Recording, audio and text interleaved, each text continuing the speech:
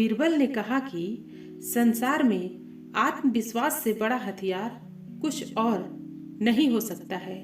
यह बात अकबर के समझ में नहीं आई, लेकिन फिर भी उन्होंने कुछ नहीं कहा। उनके मन में हुआ कि समय आने पर बात की परख की जाएगी। नमस्कार मित्रों, आज हम अकबर बीरबल की कहानी लेकर उपस्थित हैं। आज की कहानी है सबसे बड़ा हथियार। मित्रों, बादशाह अकबर कामकाज के अलावा भी कई चीजों के बारे में बीरबल से बातचीत किया करते थे। ऐसे ही बैठे बैठे एक दिन बादशाह ने बीरबल से पूछा कि इस दुनिया में सबसे बड़ा हथियार तुम्हारे हिसाब से कौन सा होता है। इस बात के जवाब में बीरबल ने कहा कि संसार में आत्मविश्वास से बड़ा हथियार कुछ और नहीं हो सकता है। यह बात अकबर के समझ में नहीं आई, लेकिन फिर भी उन्होंने कुछ नहीं कहा। उनके मन में हुआ समय आने पर इस बात की परख की जाएगी। कुछ दिनों के बाद राज्य में एक हाथी बेकाबू हो गया। पता करने पर समझ आया कि वो पागल हो गया है। उसे कर्मचारियों ने जंजीरों से जकड़ लिया था। इसकी खबर जैसे ही बादशाह को पहुंची तो उन्होंने सीधे महावत से कहा कि जब भी तुम्हें बीरबल आता दिखे तो हाथी की जंजीरों को खोल देना। यह सुनकर महावत हैरान हो गया, लेकिन बादशाह का आदेश था, इसलिए सिर झुकाकर चला गया।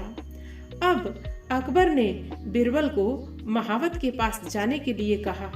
महावत ने भी बादशाह के आदेश का पालन करते हुए बीरबल को आते देख हाथी को जंजीरों से मुक्त कर दिया।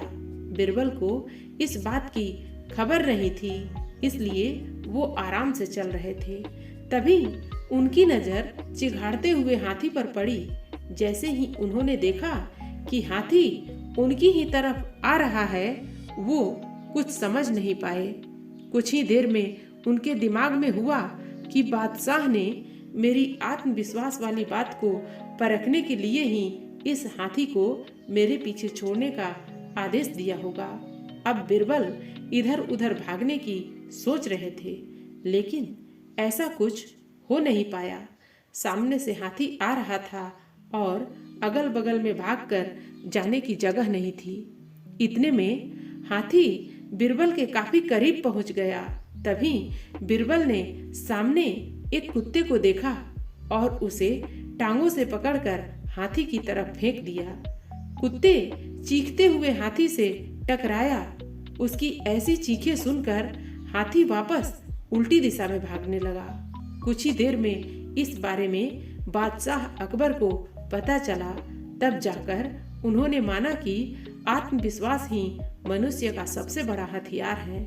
मित्रों, इस कहानी से हमें यह शिक्षा मिलती है कि हर किसी की बात पर यूं ही भरोसा नहीं कर लेना चाहिए।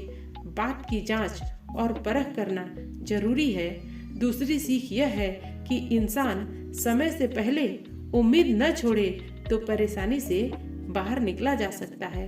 मित्रों, कहानी आपको कैसी लगी? आप अपने कमेंट्स के द्वारा हमें अवश्य बताएं। कहानी पसंद आने पर वीडियो को लाइक और शेयर करें। ऐसी और कहानियाँ सुनने के लिए हमारे चैनल को सब्सक्राइब कर लें। धन्यवाद।